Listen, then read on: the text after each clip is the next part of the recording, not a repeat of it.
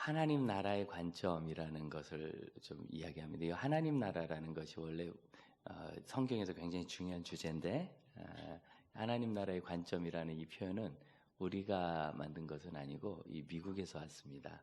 그래서 영어도 썼습니다. 저를 따라 한번 해볼까요? 킹덤 체인지. 하나님 나라의 관점으로. 붙여서 한번 해보겠습니다. 킹덤 체인지 하나님 나라의 관점으로. 시작. 킹덤 체인지 하나님 나라의 관점으로. 2020년 우리가 이 비전을 좀 가지고, 비전이 1년 한다고 다 이루어지는 건 아니지만 우리가 다 이루어지지 않았다고 계속 그 자리에 머물 수는 없거든요. 그리고 인생은 하나님의 은혜 안에서 흘러가는 과정 가운데 점점 성장하는 것이 있고, 교회도 그런데 올 한 해 우리가 하나님 나라의 관점으로 산다는 것이 무엇인지 함께 생각하고 나누고 그런 시간이기를 원해요. 작년 가을에 일전에 말씀드린 바와 같이 미국에서 주인석 목사님, 거의 뭐 1.5세라는데 1세예요. 한국말이 어려우셨었으니까. 근데 몇 년 사이에 많이 늘어가지고 한국말을 잘 못하는 분이 오시니까 좋더라고요. 어려운 말을 쓸지 몰라요. 뭐든지 한 중학생 이하 수준에서 쉽게 설명하시니까 본인이 쓸 수 있는 단어로 듣기가 좋았는데, 그래서 저희가 한 10명 정도 모여서 성경 공부를 했습니다. 사실은 우리 교회 리더십들이 먼저 공부하려고 했다가 인원 티오가 조금 있어서 선교사님들도 좀 청하고 그랬는데, 앉아보니까 독특한 거예요. 제가 있고 제 옆에 우리 김재복 선교사님 10년을 필리핀에서 선교하셨는데 60대 이후로 간 실버 선교사님들로서 지금은 좀 다르기를 바라지만 최근 정보는 제가 없어요. 우리 김 선교사님 가실 때만 해도 실버 선교사가 선교지 가서 사고 많이 친다고, 오지 말라고, 귀찮게 한다고 와가지고 자꾸 감나라 배나라. 사실 선교가 그렇게 이렇게 장기판에 말 움직이듯이 탁탁 되는 게 아니거든요. 제가 지난주에 재미난 얘기를 들었어요. 선교지에 가면 중요한 게 뭐냐, 정말 예측 가능한 모든 일이 일어날 수 있다는 걸 예측해라. 모든 가능성을 예측해라. 두 번째는 더 중요한 게 있는데, 예측하지 못한 일도 일어난다는 것을 예측해라. 이렇게. 내 뜻대로 하나도 안 되는 게 선교지인데, 그걸 그래도 예순 넘어서 이제 은퇴하고 가시니까 지금까지 직장에서 나름대로 성공한 분들이 가시거든요. 뜻대로 나름대로 됐던 분이 가서 감나라 배나라 하니까 선교사님들 사회가 막 깨지고 어려운 거예요. 이걸 좀 꺼주셔도 좋겠습니다. 고맙습니다. 그래서 어려워할 때 우리 김재복 선교사님 가셔서 10년 동안 참 놀라운 현역 선교사님들, 그러니까 젊은 선교사님들도 못 해낼 만한 좋은 일들을 많이 하셨고, 필리핀에 갔더니 한 7년 지나서 제가 마닐라 갔더니 마닐라에서도 2시간이나 떨어진 다른 도시인데도 우리 김재복 선교사님 아시더라고요. 그리고 김재복 선교사님이 위대하시고 그 아내는 더 위대하더라, 이렇게 잘 알겠습니다.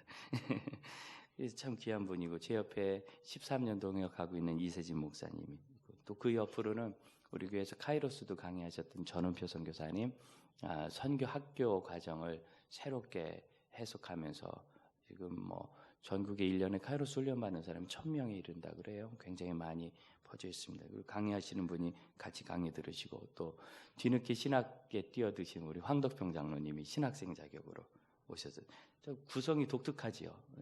한마태 선교사님 중국에서 20년 이상 사역하고 방송도 하시고, 지금 레베카 선교사님과 함께 제가 살살 꼬시고 있습니다. 기독교 학교 프로그램을 해야 된다고. 지금 다시 바닥부터 하지 마시고. 그 옆에는 미국인인데 한국 와서 목회하시는 독특한 미국인 1.5세 목사님이 오셔서, 그분도 한국말 잘 못해요. 그 옆으로는 몽골에서 오신 몽골 최초의 목사님, 수쿠바트, 또 이름도 특이한 이름이 알탕이었어요. 정말 알탕이라고, 알탄 그랬더니 막 짜증내면서 맛있는 거 알탕 그러더라고요. 그 뒤 이름은 더 웃겨요. 알탕이다가 아니라 성도 있는데 중간 이름이 있어요. 중간 이름은 치맥이었어요. 좀 목사가 말하기는 거룩하지 않은 이름이죠. 알탕 치맥 목사님인데 그렇게 서 있고, 그래서 이 몽골에서 한국으로 돈 벌러 오셨다가 예수님 만나가지고 목회자가 돼서 몽골 사람들 구원하고 싶다고. 그래서 수쿠바토 목사님은 한국에 사는 거 훨씬 편할 텐데 다시 들어가셨어요. 이 알탕 목사님은 한국에서는 그릇 공장 이런 데서 일했지만 현재 약사였습니다. 집도 있고. 본인이 뭐라고 하느냐면 나는 여기 왜 왔는지 모르겠다. 사실은 얼떨결에 왔는데 하나님이 얼떨결에 나를 인도해서 몽골 구원을 해서 쓰시는 것 같다. 이렇게 고백을 해요. 그리고 그 옆에는 역시 중국에서 25년 사역하시고 지금 이제 일본을 향해 나가시는 김송 선교사님, 그리고 미국에서 오신 목사님, 구성이 정말 독특하죠. 제가 이렇게 보고 둘째 날 돼서는 굉장히 웃었어요. 그 속에서 저는 진짜 가짜죠. 다 선교사님들이고 어쩜 이렇게 놀라운 일들 하나님 하시는지.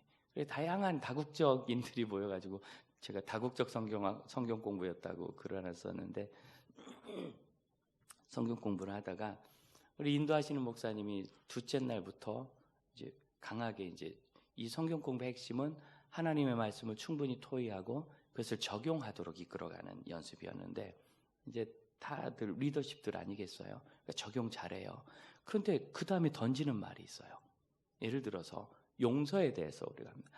용서하지 않으면 기쁨이 없고 평화가 없고, 용서는 예수님의 뜻이고 하나님이 하신 거고, 저도 용서하기를 원하고, 저도 이런저런 고민이 있는데 그 사람 볼 때마다 불편하고 이렇게 용서하기를 원합니다. 이렇게 얘기를 하면 꼭 그 다음에 물어봐요. 저기 선교사님, 거기에서 그 킹덤 체인지의 관점에서 하나님 나라가 이 땅에 이루어져서 이 땅을 하나님 나라로 바꾸는 킹덤 체인지, 하나님 나라의 관점에서 한번 적용해 보시면 뭐라고 하시겠어요? 이를 물어보는 거예요. 돈에 대해서 했다. 돈은 하나님이 주시는 건데 욕심 부리지 말고 아껴 써야 되고 바르게 써야 되고 그렇게 해야죠. 제가 이렇게 돈이 참 부족해서, 선교사님들이니까 다 돈이 부족해요. 돈이 부족해서 어려울 때 그래도 저는 하나님 의지하고 하나님께서 그때그때 채워주셨습니다. 앞으로도 그렇게 믿고 살렵니다. 참 좋은 적용인데 목사 선교사들이니까 적용은 잘해요. 또 물어봐요. 목사님, 킹덤 체인지의 관점에서, 하나님 나라의 관점에서 그 돈을 다시 한번 적용해 보시죠. 자녀를 양육하는데 주의 교훈과 흉계로 양육하라 그랬는데, 나는 자꾸 보면은 내 욕심이 앞서가지고 야단을 치게 되고 명령조로 하게 되고 아이들 이야기를 못 듣게 되고, 그래서 아이들이 자꾸 분노하게 만드는데 이런 부분을 내가 좀 주의 말씀으로 키워야 되겠습니다. 또 물어봐요. 하나님 나라의 관점에서, 킹덤 체인지의 관점에서 한번 해보시죠. 제가 하나님 나라라는 얘기는 제가 대학 논문도 썼어요. 졸업 논문을 써서 저도 잘 아는 개념인데, 킹덤 체인지라고 하니까 정신 번쩍 나는 거예요. 하나님 나라 변혁, 굳이 얘기하면 이런 의미가 되는데, 이 관점에서 적용을 해보자. 하나님 나라라는 것은 이 성경이 보여주는 중심 사상입니다. 그래서 하나님 나라에 대한 얘기가 상당히 복잡해요. 제가 한 3주 정도 그래도 우리가 적용하고 간단하게 정리할 수 있는 수준에서 나눌 건데, 그 하나님 나라를 오늘 예수님 우리에게 뭐라고 하시느냐면, 너희가 기도할 때 그 나라를 구하라. 너희가 구할 때, 우리가 기도할 때 무엇을 구하는가? 우리 자녀들의 평안을 위해서, 아픈 사람의 치유받기 위해서, 하나님 말씀에 순종하고 용서하는 삶을 살기 위해서는 그거 구하는데, 그거 구하지 말고, 그것도 구하고 그런데 하나님 나라를 먼저 구하라. 하나님 나라를 왜 구하는가? 이걸 알아야 돼요. 그런데 이 말씀을 보면은요, 9절에 보면 너희는 이렇게 기도하라. 너희가 나오지요. 근데 위에 보면 8절 보면 그들을 본받지 말라. 이제 남의 얘기하는 게 별로 좋은 건 아닌데, 그들과 너희를 분리해서 얘기합니다. 그들을 본받지 말라. 그럼 그들은 누군가? 7절에입니다. 이방인과 같이 중언부언 기도하는 사람들. 이 얘기를 길게 끌고 간다는 소리예요. 한 얘기 또 하고 이런 뜻이 아닙니다. 뭐 예수님도 겟세마네에서는 이 잔이 나에게 떠나게 하시고 밤새 그 기도하셨어요. 그러니까 한 얘기 또 하고 하는 게 중언부언이 아니라, 그런 게 아니라, 믿음이 없이 길게 오래 기도하면 하나님이 들으실 거로. 이거 비슷한 게 지성이면 감천이죠. 성의를 보이면 하나님이 움직이실 것으로, 또는 논리적으로 들이대서 하나님을 설득하면 하나님이 내 말을 들어주실 것으로, 저러고 저러면 하나님께서 할 수 없이 들어주실 것으로, 내가 무엇을 하면 하나님이 그 기도를 들어주실 것으로 오해하는 것. 엘리야 시대에 엘리야가 850명의 우상 숭배자들과 대결을 벌였습니다. 대결을 벌이면서 어떻게 합니까? 너희는 너희 신의 이름을 부르라. 나는 내 신을 부르겠다. 응답하는 그이가 진짜 신이다. 850명이나 되는 이 광란의 이방 선지자들이 하루 종일 춤추면서 제단 뒤를 뛰놀면서 자기 신의 이름을 부릅니다. 오후쯤 돼도 응답이 없죠. 가짜가 응답하겠어요. 엘리야가 놀리기 시작합니다. 더 크게 부르라. 그는 신이니까 묵상하고 있는지를 아느냐. 더 크게 부르라. 오후니까 낮잠 잤을지도 모른다. 놀려요. 이 사람들이 더 소리를 높여 부르면서 안 되니까 막 팔을 그어가지고 피를 바쳐요. 자기 피를 바치면 또 더 감동한다고 믿어요. 해가 떨어질 때까지 해도 소용이 없죠. 가짜가 응답하겠습니까? 엘리야가 백성들을 모으고 엘리야의 하나님 어디 계십니까? 한 번 불렀더니 하늘로부터 불이 내려와서 물과 돌을 태우고 나무를 태우고 재물까지 채웠습니다. 길게 기도해야 들을 줄로. 그러면 이 중언부언하고 말을 많이 한다는 건 사실은 그들의 신의 이름을 오래 부르는 걸 말해요. 그런 식으로 이방인들은 그 당시에 자기 신의 이름을 많이 부르면 신이 감동한다고 생각했어요. 막 그런다는 거죠. 왜 그러냐면 그들은 이방인이고 헛된 것을 믿고 있기 때문입니다. 그런데 너희는 그들을 본받지 말아라. 왜냐하면 너희는 하나님의 자녀이기 때문이에요. 너희는 8절 하늘에 계신 우리 아버지요. 아버지께 구하는 거지 포악한 난폭한 폭군에게 구하는 게 아니다. 더 올라가서 5절을 봅니다. 또 너희는 기도할 때 누구처럼 하지 말라? 외식하는 자처럼. 외식한다는 단어는 가면을 쓰고 연극한다는 그런 의미가 있습니다. 진짜는 아닌 거예요. 그런 척해서 보이고 인정받고 싶어 해요. 얼마나 공허하고 얼마나 힘든지 싹 숨기고 인정받고 싶어서 이 사람 뭘 했느냐면 기도를 길거리에서 그랬더니 사람들이 다 보고 얼마나 경건한지 여기서도 저렇게 열심히 기도해. 칭찬을 다 들었어요. 그래서 자기 상을 이미 받았다. 기도는 남아야지요. 아니요. 그 사람이 이 기도할 때 목표는 뭐냐면 사람들이 나를 우러러 봐주는 거예요. 그래서 길거리에서 기도하고 우러러 봐줬어요. 그래서 자기 상이 없는 거예요. 참 경건하시군요. 참 봉사 잘하시네요. 헌신하시는군요. 그러면 이런 말로 우리의 상이 없어지는 거 아닙니다. 우리가 바라볼 때 내가 바라보는 거지 사람들이 인정해 주기를 바라고 사람들이 나를 알아주기를 바란다면 그럼 상이 없어지는 거예요. 예전 교회에서 섬길 때 어느 분이 등록하면서 당신은 정말 교회가 사람 이름 걸고 막 시끄럽게 하는 게 너무 싫으니까 내가 뭘 섬기는 걸 누구한테도 얘기하지 말라고 너무 강하게 얘기해서 아무한테도 얘기 못했더니 3년 만에 이 교회는 일꾼들을 알아주지 않는 교회라고 나가더라고요. 이쪽 극단도 좋지 못하지만 중요한 건 이겁니다. 우리가 열심히 봉사했을 때 하나님의 나라와 하나님의 의를 구하며 하나님의 영광을 위해서 했는데 사람들이 그것을 알고 동역한다면 감사한 일이고 몰라도 하나님이 하시는 것이고 그런데 내가 일을 하고 기도를 하고 예배를 하면서 누군가 나를 알아주지 않겠는가? 내가 하는 것을 보고 어떻게 생각하겠는가? 그런 소망이 있다면 우리가 섬기는 목표의 우선순위가 그런 데 있다면 우리는 이미 상을 다 받아버리는 거예요. 이방인들은 그래요. 외식하는 사람들은 그래요. 너희는 다르다. 왜? 너희는 하나님의 자녀이기 때문이에요.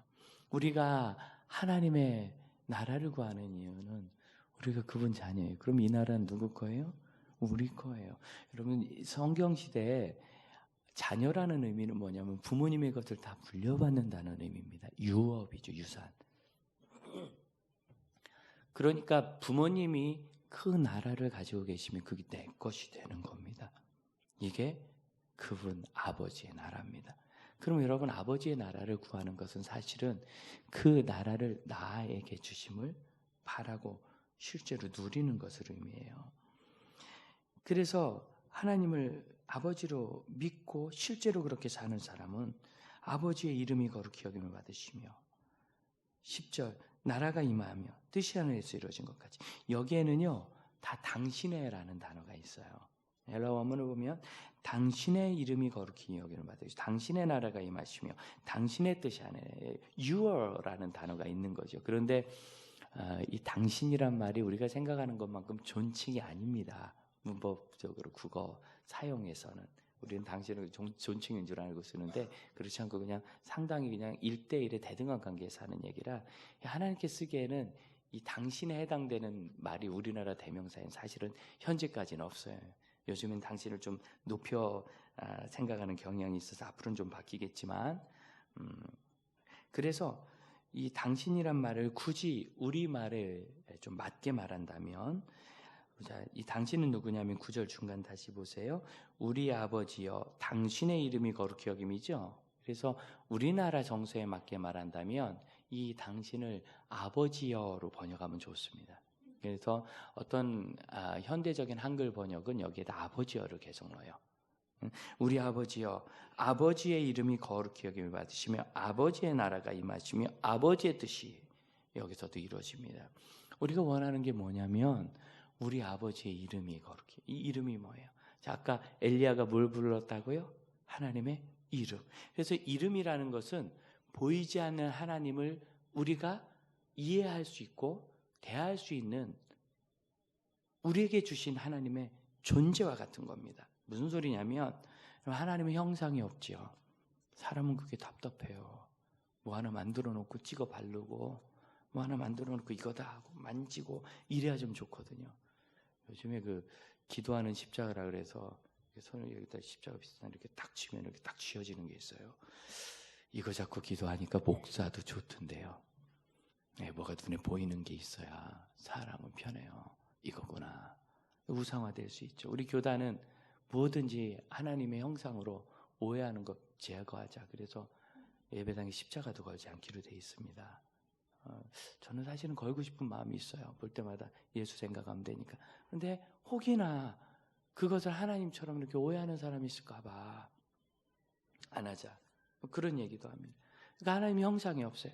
그럼 하나님은 무엇을 주셨는가? 하나님이라고 어떤 형상도 만들지 마라. 이게 십계명 아니겠어요? 대신 하나님의 형상이 아니라 그분의 이름을 주신 거예요. 스스로 있는 자며 우리 아버지며. 그래서 이름이라는 건 하나님 그분 자체의 뜻입니다.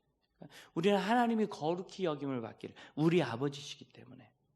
그리고 그것은 또한 그분의 나라가 임하기를 그리고 그분의 뜻이 여기에서도 이루어지기를. 이게 하나님을 사랑하고 존경하고 신뢰하는 자녀의 그 영혼 깊은 곳에 참된 소망이 됩니다. 아, 내가 뭐라고 그걸 해요? 여러분 14절 한번 보시겠어요? 14절과 15절을 같이 한번 읽어봅시다. 시작. 너희가 사람의 잘못을 용서하며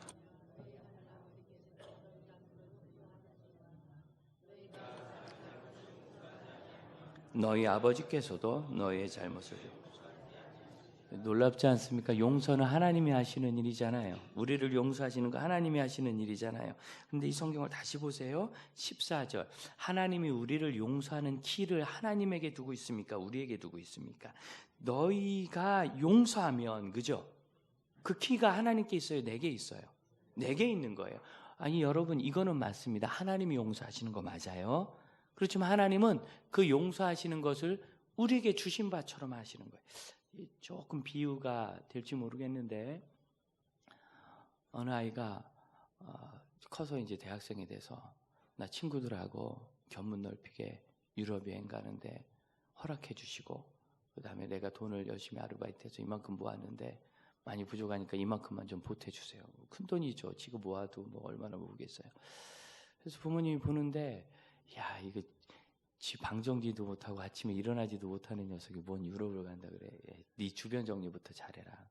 아, 어머니, 아버지 제가 꼭 잘할게요. 그래서 부모님이 얘기해요. 그럼 너 좋다. 한 달을 두고 볼 테니까 한 달 동안 정한 시간에 일정하게 시계 맞춰놓고 일어나고 네 방정리 깨끗하는 거 보면 내가 너 돈 주겠다. 그리고 허락해 주겠다. 자, 그럼 이제 책임이 누구한테 있어요? 그 아이에게 있는 거예요. 아이가 한 달 동안 열심히 방정리하고 막 잘 일어났다. 우리 집에도 이걸 적용하고 싶다는 생각이 드네요. 자, 그래서 일어났다. 그래서 이 아이가 해외여행 가요. 그럼 사실은 갈 수 있도록 돈을 준 건 누구예요? 부모님이지만 갈 수 있는 키는 누구에게 있는 거예요? 자녀에게 있는 거예요. 그러면 이 용서라는 것을 하나님이 용서하시지만 지금 하나님은 그 용서의 키를 우리에게 맡기고 계세요. 왜? 우리를 위해서. 여러분, 걔가 방 정리하고 아침에 일찍 일어난다. 그게 부모님께 무슨 도움이 돼요? 물론 정서적으로는 도움이 돼. 정서적으로 볼 때 마음이 편안하지만 그 무슨 도움이 돼요? 직장에 도움이 돼요? 가게에 도움이 돼요? 자기의 삶의 거룩함이거든요. 우리의 용서라는 것을 하나님은 하나님을 위해서 요구하신 게 아닙니다. 용서하지 않는 사람은 평화가 없어요. 여러분, 하나님의 나라가 내 마음에 이루어질 때 그 평화가 임하는데 용서하지 않는 사람은 마음이 탁 들끓어요. 저도 참 억울한 일을 크게 한번 겪은 일이 있는데 너무 기가 막혀서 그냥 용서하고 말았어요. 근데 용서하고 났더니 어떤 일이 생기냐면 그분이 저한테 진짜 많이 잘못했거든요. 택도 없이. 그분 얼굴 볼 때마다 웃음이 나와요. 비웃음은 아니고 너무 웃기는 거예요. 그런 짓을 저렇게 이렇게 거룩한 척하는 분이 했다는 게 너무 웃기는 거예요. 혼자 웃음이 나와요. 평화가 임했죠. 용서하는 그 사람, 그가 사는 길입니다. 사실 미움 받는 사람은 잘 모릅니다. 미워하는 사람만 스트레스 받고 위험 걸리지. 내가 사는 길이에요. 내가 사는. 하지만 하나님은 나를 위해서, 우리를 위해서 우리의 용서를 요구하고 있어요. 그러니까 하나님께서 우리에게 키로 주신 일은 그 일이 없으면 하나님이 꼼짝 못해서가 아니라 하나님이 하실 일이지만 우리 삶의 유익을 위해서 우리에게 던져주신 일이에요. 용서의 의미 마치 우리에게 있는 것처럼 주님께서 말씀하신 18절 보십시오. 18절 하반절. 은밀한 중에 보시는 내 아버지께서 갚으시리라. 왜냐하면 그분이 우리 아버지이기 때문에 남들은 몰라도 아버지는 아세요. 그래서 갚아주시는 거예요. 이 모든 것이 어디로부터 임해요? 하나님으로부터 임해요. 아버지께서 주시는 것. 그래서 하나님의 나라에 대한 것을 소망하면 하나님께서 주십니다. 그런데 여러분, 이 하나님의 나라는 이미 우리에게 임했어요. 예수님께서 뭐라고 하시냐면 마태복음 12장 28절. 만일 내가 하나님의 성령을 힘입어 귀신을 쫓아내는 것이면 하나님의 나라가 이미 너에게 임하였느니라. 예수님이 이 세상에 오신 것은 하나님 나라의 실현입니다. 우리에게 이미 임했는데 왜 그런데 우리는 하나님의 나라를 구해야 되죠? 아직 그 나라 안에서 살지를 못해요. 그럼 어디서 삽니까? 여러분, 이 세상에는 하나님의 나라가 있고 중간 나라가 있고 사단의 나라가 있는 게 아니고 그건 사단의 전략입니다. 중간지대 어디쯤 있어서 네가 좀 하나님 나라에 있기는 너무 부담스럽고 사단의 나라에 있다고 하니까 그러니까 좀 되게 마음이 불편한데 중간지대쯤 있어서 평안하게 좀 대충 때우고 살아라. 이거 사단의 전략입니다. 세상은 중간이 없습니다. 하나님의 사람이든 사단의 사람이든. 예수님께서 내가 성령을 힘입어 귀신을 쫓아내는 것, 사단이 쫓겨나는 것을 보면 그래서 하나님 나라가 임한 것이다.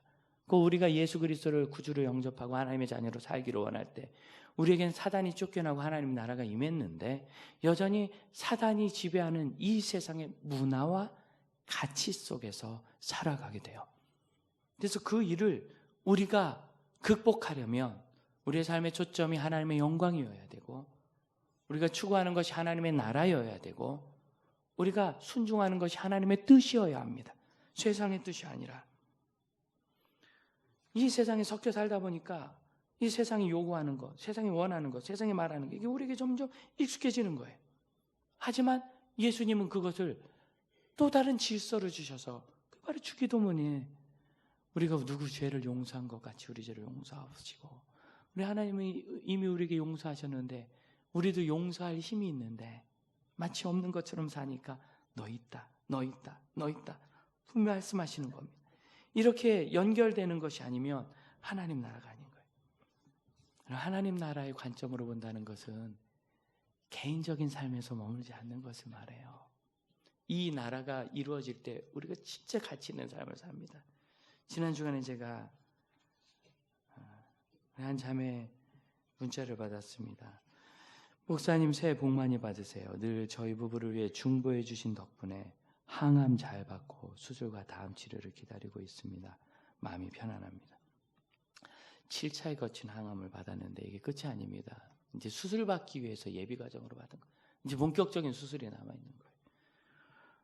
그런데 이 자매가 거기다 뭐를 쓰느냐면 이어서 몸 조속히 회복하여 교회를 위해 봉사하며 귀한 간증 이야기로 함께 나누고 싶은 마음입니다.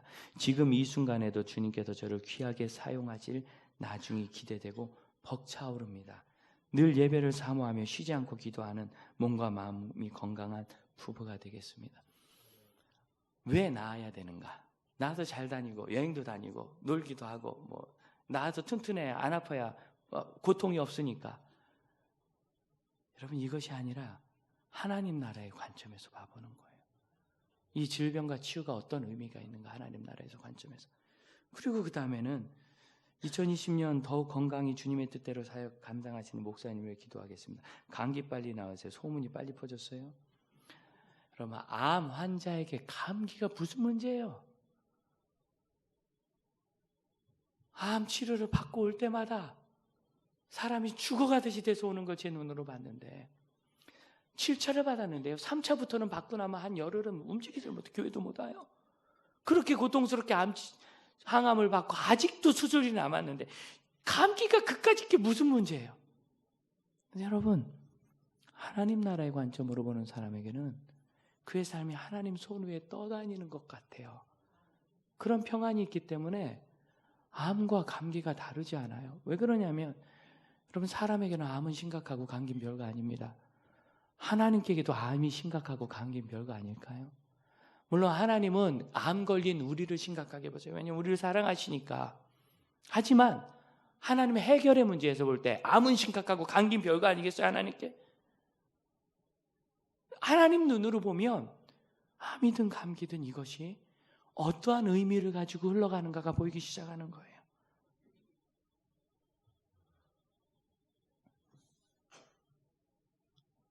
다시 생각해 봅시다. 용서를 합니다. 하나님 나라의 관점에서 보면 용서가 어떤 의미가 있겠어요? 우리 용서를 통해서 복음을 전할 수 없었던 사람들을 위하여 중보하게 되고, 용서를 통해서 교회가 하나님께 용서받은 사람들임을 교회 바깥에 보일 수 있어요. 교회가 다투기 때문에. 하지만 다투던 교회가 화평하게 되었다라는 얘기를 들으면 어찌 되겠어요? 다툴 만한 상황에서 다투지 않았다라는 얘기를 들으면 어떻게 했어요?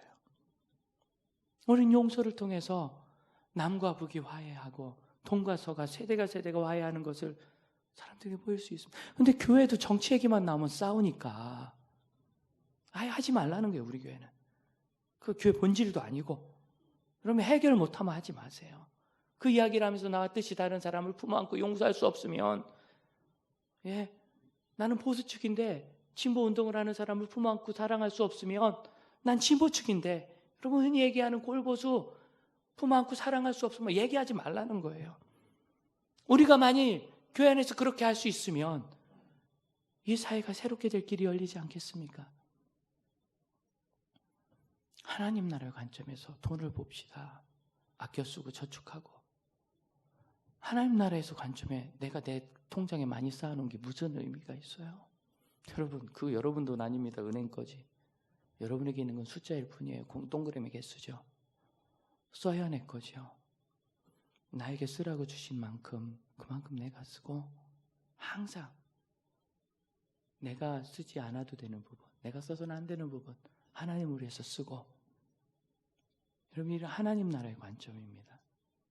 우리가 김재국 선교사님 가 계실 동안 자비랑 선교사신데 파동 선교사님이라고 열심히 헌금 보냈습니다. 내 파동 선교사 놔줬으니까 내가 써. 김재국 선교사 하나도 장에 안 썼어요. 죄다 장학금, 아이들 키우는 비용. 그 아이들이 커서 지금 만리안로 교회를 지탱하는 겁니다. 하나님 나라의 관점에서 이 돈을 어떻게 볼 것이냐? 그럼 하나님 나라의 관점에서 이 자녀를 봐봅시다. 예전에 내가 원하는 학교, 학과, 직장. 하나님 나라에서 관점에서 봐보세요.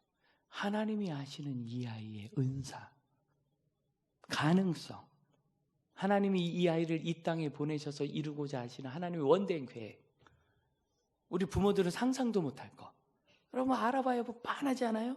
열심히 착실하게 공부해서 명문대학 가가지고 공무원 돼야지 요즘에는 무조건. 여러분 빤하죠? 하나님의 계획이 그거겠어요?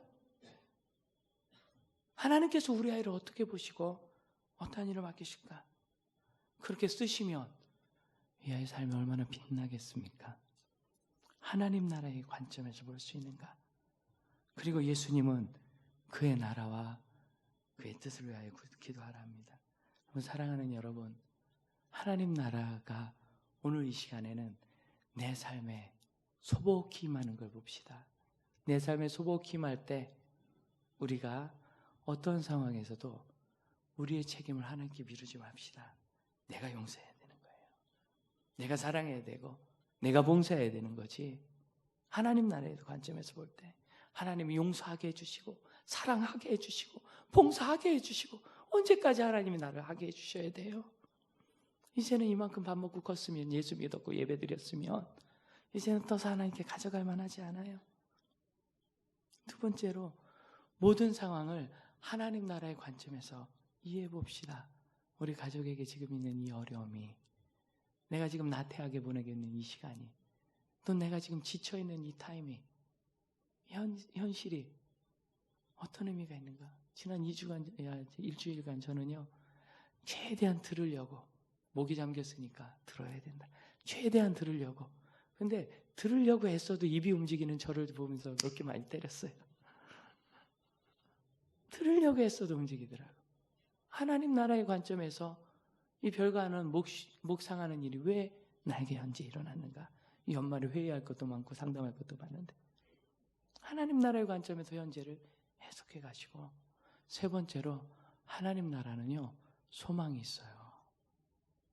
이건 절대로 죽지도 않고 쇠하지도 않고 꺼지지도 않는다고 베드로전서 1장에 약속합니다. 분명히 성취됩니다. 그러니 여러분, 소망을 가지세요. 내 인생 별거 아닌 것 같다고, 모아놓은 돈도 없고 집도 쬐끄맣다고 실망하지 마세요. 하나님 나라는 이후로 더 커져요. 우리 자녀들 때 더 커지고 우리 손 때 더 커집니다. 하나님 나라입니다. 작은 한 사람의 인생 나무를 통하여 크게 역사하시는 하나님 나라를 바라봅시다. 예수께서 그분의 몸과 살과 피를 우리에게 주시잖아요. 그때 그걸 먹은 사람은 그 몸으로 인하여 살리라. 예수님은요, 시작할 때부터 하나님의 나라, 마가복음 1장, 예수께서 때가 차고 하나님 나라가 너에게 가까웠으니 회개하고 복음을 믿으라, 전파하시면서 사역을 시작하셨고, 사도행전 1장 3절, 예수님이 많은 것들을 얘기하실 때 하나님의 나라에 관해서 얘기하셨어요. 그러니까 예수님은 처음 사역하실 때부터 승천하실 때까지 하나님의 나라에 대해서 말씀하신 분이세요. 우리가 그 나라를 바라볼 때 예수를 생각하는 모든 사람, 예수를 믿는 사람은 하나님의 나라의 관점을 우리 삶에 새기는 일이 있을 수 있다고 저는 믿습니다. 우리 그 마음으로 예수께서 주신 성찬을 받읍시다. 성찬위원들 나와주시고요.